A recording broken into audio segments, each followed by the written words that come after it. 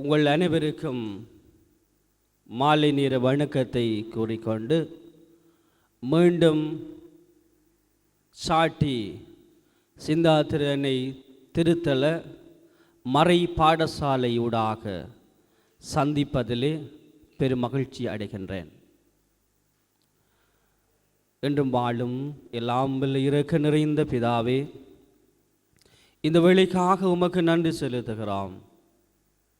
இன்றைய நாளிலே நாங்கள் இறை வார்த்தையிலே இஸ்ராயேல் மக்கள் எவ்வாறு விடுதலை செய்யப்பட்டு எகிப்திலிருந்து அழைத்து செல்லப்பட்டார்கள் என்பதை பற்றி நாங்கள் சிந்திக்க தியானிக்க இருக்கிறோம். நிறமோடு கூடவிருந்து எம்மை வழி நடத்தியறலாம். இந்த மறை பாடசாலையினூடாக மாணவர்களையும் வளர்ந்தவர்கள் பெரியோர்கள் அனைவரையும் இன்னும் சிறப்பாக மாணவர்களுக்கும் பெரியவர்களுக்கும் பற்றி கொண்டு செல்லுவதற்கு உதவி புரிகின்ற இறையொளி பகலவன் தொலைக்காட்சி நிர்வாக உறுப்பினர்களுக்கும் உம்முடைய ஆவியினுடைய அருள் பொழிவு நிறைவாக இருக்க வேண்டும் என்று மன்றாடுகிறோம்.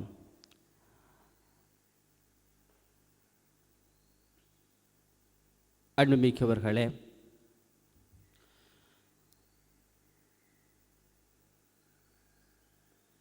இஸ்ராயேல் மக்கள் எவ்வாறு எகிப்துக்கு அழைத்து வரப்பட்டார்கள்,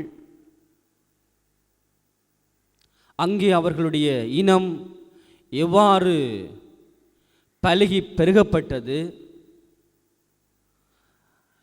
யாக்கோப்பினுடைய புதல்வர்கள் எகிப்திலே கொடியேறியதையும் யோசேப்பினுடைய வரலாற்று பின்னணியையும் கடந்த வாரத்திலே நாங்கள் சிந்தித்திருக்கிறோம்.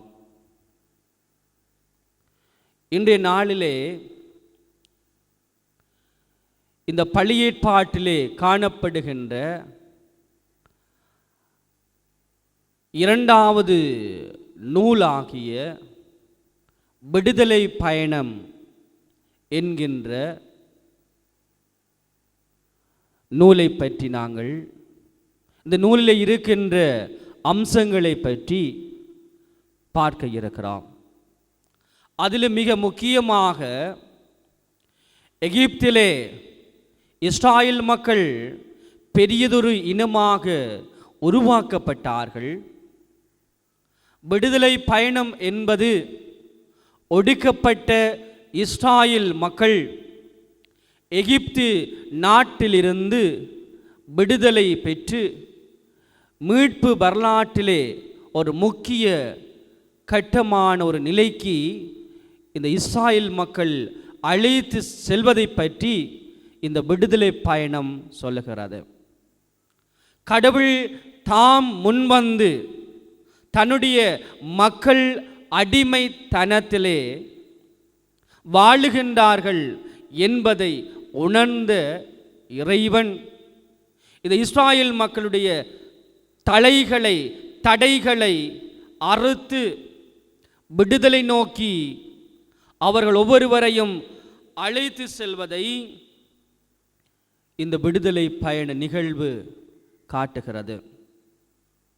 கடவுள் தான் நல்கவிருக்கின்ற பலமான நாட்டை நோக்கி இஸ்ராயேல் மக்களை அழைத்து செல்வதை நாங்கள் விடுதலை பயண நிகழ்விலே நாங்கள் பார்க்கிறோம். இந்த இஸ்ராயேல் மக்கள் இறைவன் வாக்களிக்கப்பட்ட நாட்டை நோக்கி பயணிக்கின்ற நிகழ்வை இந்த விடுதலை பயண நூல் எடுத்து எம்புகிறது. இந்த நூலிலே மிக முக்கியமான செயல்பாடுகளாக இஸ்ராயேல் மக்களை அழைத்து செல்வதற்கு அடுத்த தலைவரை இறைவன் உருவாக்குவதையும், அந்த தலைவரை இறைவன் அழைப்பதையும் நாங்கள் பார்க்கிறோம். அவர்தான் மோசே என்கின்ற தலைவனை நாங்கள் பார்க்கிறோம். இந்த விடுதலை பயணத்தில்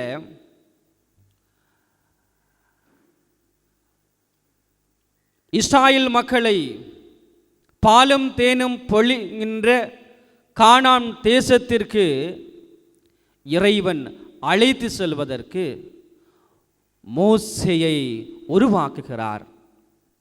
எகிப்திய அரண்மனைக்குள்ளே வைத்து அவர் மோசேயை உருவாக்குகிறார். அவரோடாகத்தான் இஸ்ராயேல் மக்களை இறைவன் வாக்களித்த நாட்டிற்கு அழைத்து செல்வதை நாங்கள் பார்க்கிறோம். அழைத்து செல்கின்ற வழியிலே சீனாய் மலை உடன்படிக்கை அங்கே நிகழ்கிறது.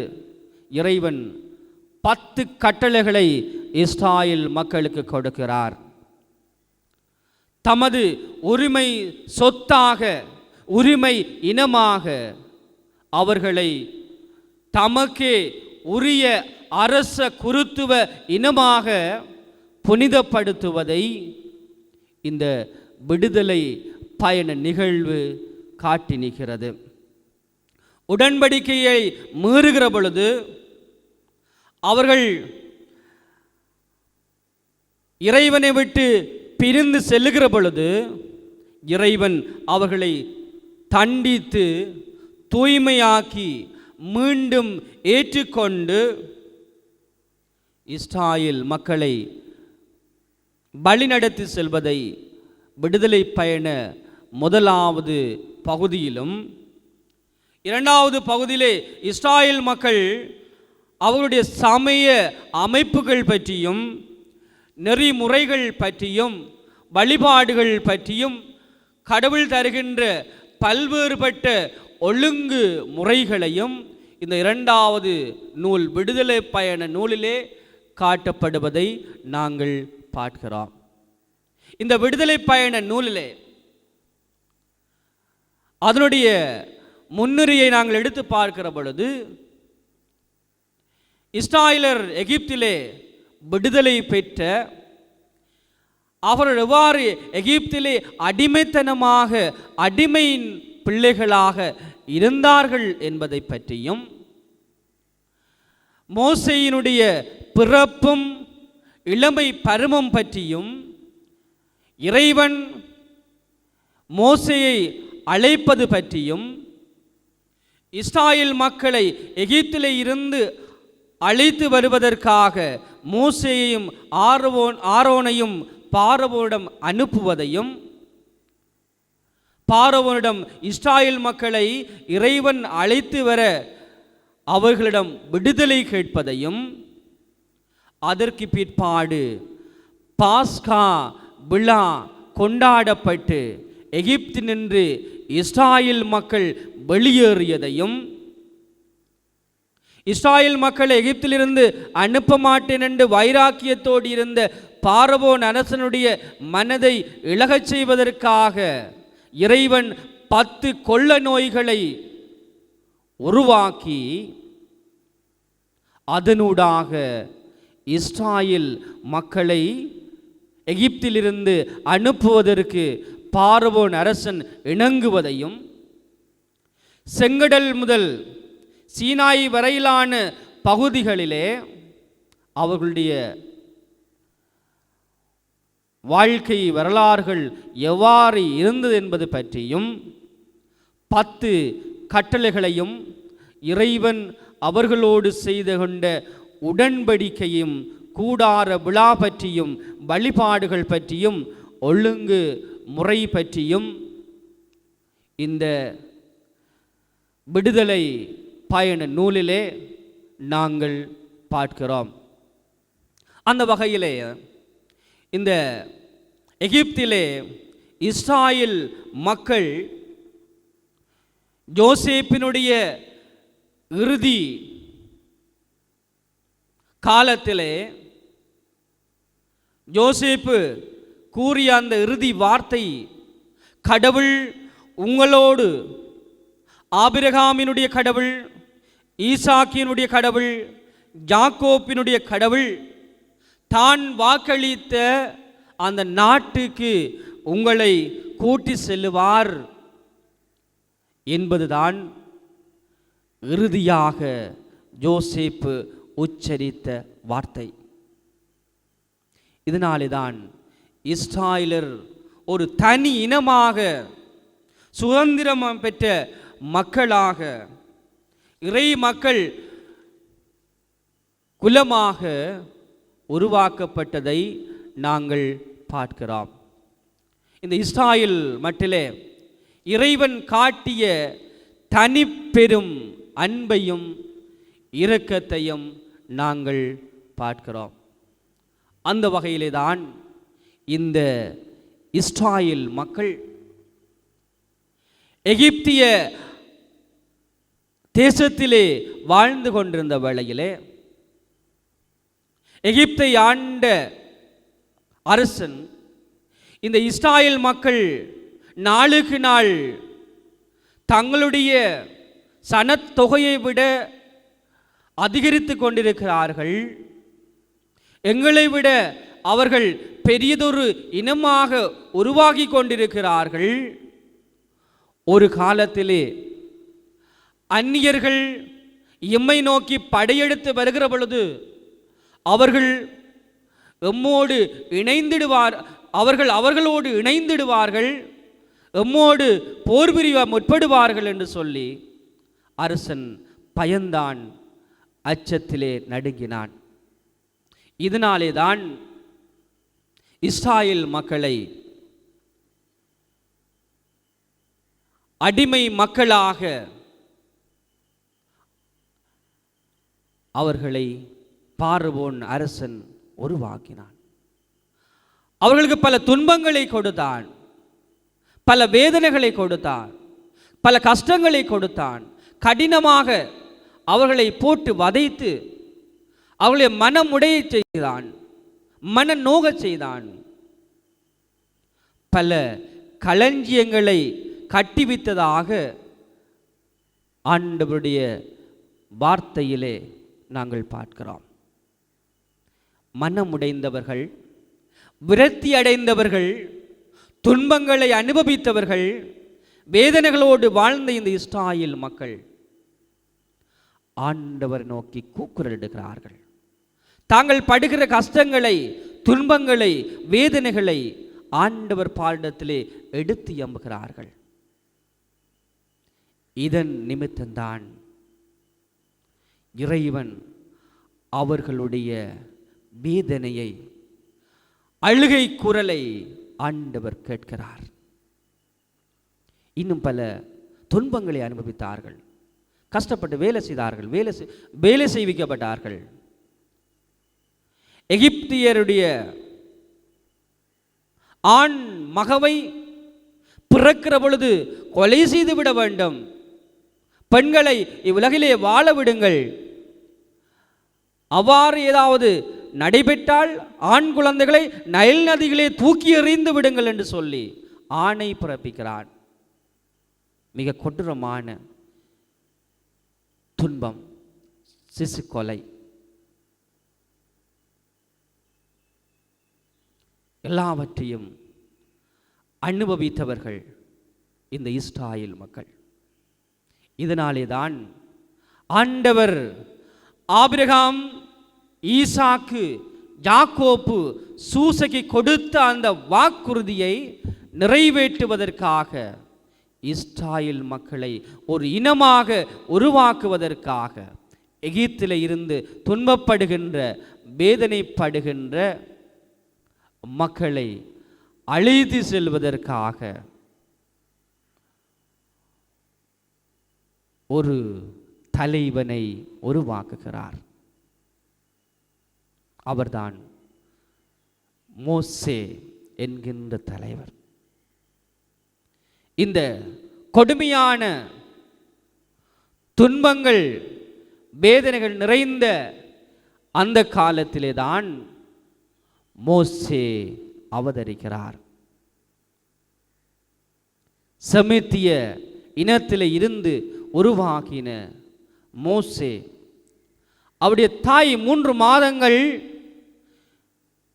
மோசேயை தன்னுடைய வீட்டிலே பராமரித்தவள் இனி பராமரிக்க முடியாது என்கிற நிலையிலே நைல் நதி நாணல் புட்களுக்கு இடையிலே ஒரு பேழையண்டை உருவாக்கி, பெட்டகம் ஒன்றை உருவாக்கி, அந்த பெட்டகத்துக்குள்ளே மோசேயை குழந்தையாக கிடத்தி அந்த நைல் நதி நாணல்களுக்கு இடையே வைத்து விடுகிறார். ஒரு அதிசயம் ஒன்று நடைபெறுகிறது. பார்வோனுடைய அரசனுடைய மகள் குளிப்பதற்காக செல்கிறாள். நைல் நதி ஓரத்துக்குள்ளே நாணல் புட்களுக்குள்ளே இருந்த அந்த பேழையை கண்டெடுக்கிறாள். அதை திறந்து பார்த்த பொழுது அழகிய ஆண் குழந்தை அழுது கொண்டிருக்கிறது. அந்த குழந்தை மேலே இறங்குகிறாள். அந்த குழந்தையை பராமரிப்பதற்காக செமித்திய இனத்திலிருந்து தாய் அழைக்க தன்னுடைய பணிப்பெண்களை அனுப்புகிறார். அவர்களும் சென்று அந்த சொந்த தாயை அழைத்து வந்தார்கள் என்று சொல்லி ஆண்டவருடைய வார்த்தை சொல்லுகிறது. இதனோடு தான் மோசே வளர்ந்து பல பயிற்சிகளை பெற்று அரண்மனையிலே வளர்ந்தார் என்று சொல்லி நாங்கள் பார்க்கிறோம். அதற்கு பிற்பாடு இறைவன் அவர்களுடைய குரலை கேட்கிறார். இருந்தாலும் அரண்மனையிலே வாழ்ந்த அந்த மோசே அரண்மனையை விட்டு வெளியே வருகின்ற பொழுது தன்னுடைய இனத்தவரோடு ஒரு எகிப்தியன் சண்டை பிடித்துக் கொண்டிருந்த வேளையிலே, என்னுடைய இனம் துன்பப்படுகிறது என்று சொல்லி எகிப்தியரோடு போராடி அவரை அடித்து கொலை செய்து மண்ணுக்குள்ளே புதைந்து விடுகிறார். 2ஆம் நாள் அரண்மனையிலிருந்து வெளியேறுகிறார். எகிப்தியர் 2 சண்டை பிடிக்கிறார்கள். அதை தட்டி கேட்கிற பொழுது அவர்கள் சொல்லுகிறார்கள், நேற்றைய நாளிலே நீ எகிப்தியனை கொண்டது போல இன்று நம்மை கொலை செய்ய வருகின்றாயா? இதனாலே மோசே அச்சம் அடைகிறான், வேதனை அடைகிறான். அரசன் இவற்றை அறிந்தால் என்னை கொலை செய்து விடுவான். ஏனென்று சொன்னால் எகிப்தியனை அடித்து ஏற்கனவே கொலை செய்து விட்டார். எனவே இந்த செய்தி பார்வோனுக்கு எட்டவே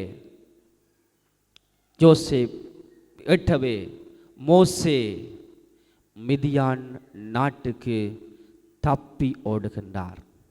அங்கே தன்னுடைய மாமனாரோடு இணைந்து மந்தை மேற்கின்ற தொழிலை அவர் செய்வதை நாங்கள் பார்க்கிறோம். இன்றைய இந்த வரலாற்றை பற்றி நாங்கள் சிந்திக்கிற பொழுது, இந்த யாத்திரை ஆகமத்திலே இந்த விடுதலை பயணம் என்கிற இந்த நூலிலே இறைவன் எவ்வாறு இஸ்ராயேல் மக்களோடு இருக்கிறார், இறைவன் எவ்வாறு இஸ்ராயேல் மக்களை பராமரிக்கின்றார், எவ்வாறு ஒரு இனமாக உருவாக்கி அந்த இனத்துக்கு ஒரு தலைவனை உருவாக்குவதை நாங்கள் பார்க்கிறோம். இதைத்தான் இந்த இவ்வாற திருப்பலி வாசகங்கள் எல்லாம் மோசேயினுடைய விடுதலை பயண நூலில் இருந்துதான் நாங்கள் வாசிக்கிறோம். எனவே அன்புமிக்கவர்களே,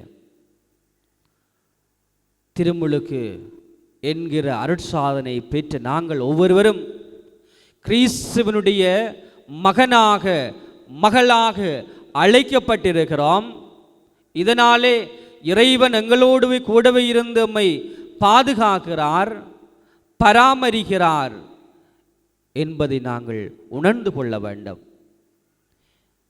இஸ்ராயேல் மக்களைப் போல நாங்கள் துன்பங்கள் வந்தாலும், வேதனைகள் வந்தாலும், துயரங்கள் வந்தாலும் இழப்புகள் வந்தாலும் நாங்கள் மனமுடைந்து போகக்கூடாது.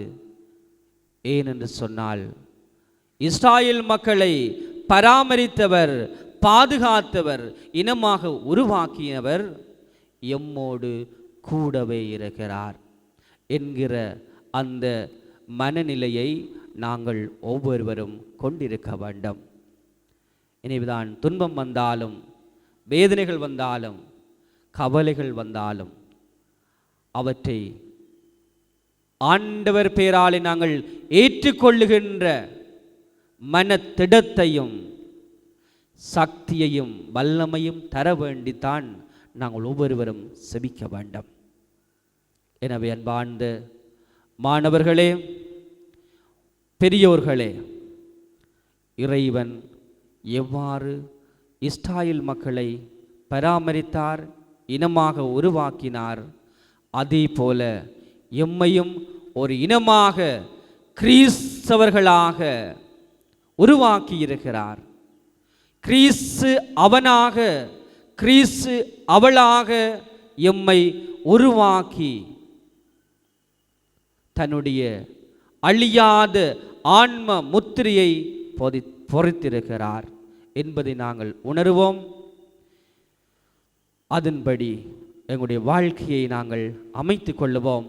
நாளுக்கு நாள் ஆண்டவருடைய வார்த்தையை வாசித்து அதிலே வருகின்ற ஒவ்வொரு கருத்துக்களையும் சிந்தனைகளையும் நாங்கள் தியானிப்போம். எங்களுடைய வாழ்க்கையிலே அவற்றை நெறிப்படுத்துவோம், செயல்படுத்துவோம்.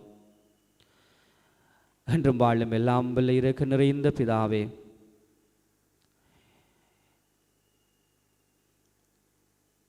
இன்றைய நாளிலே நீர் நம்மோடு கூடவே இருந்தம்மை வழி நடத்தி இருக்கிறீர்.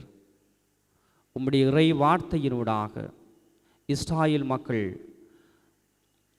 இவ்வாறு ஒரு இனமாக உருவாக்கி அவர்கள் பல கஷ்டங்கள், துன்பங்கள், வேதனைகள் அனுபவித்த பொழுது அவர்களை நீர் மீட்டு கொண்டதை நாங்கள் சிந்தித்திருக்கிறோம், தியானித்திருக்கிறோம்.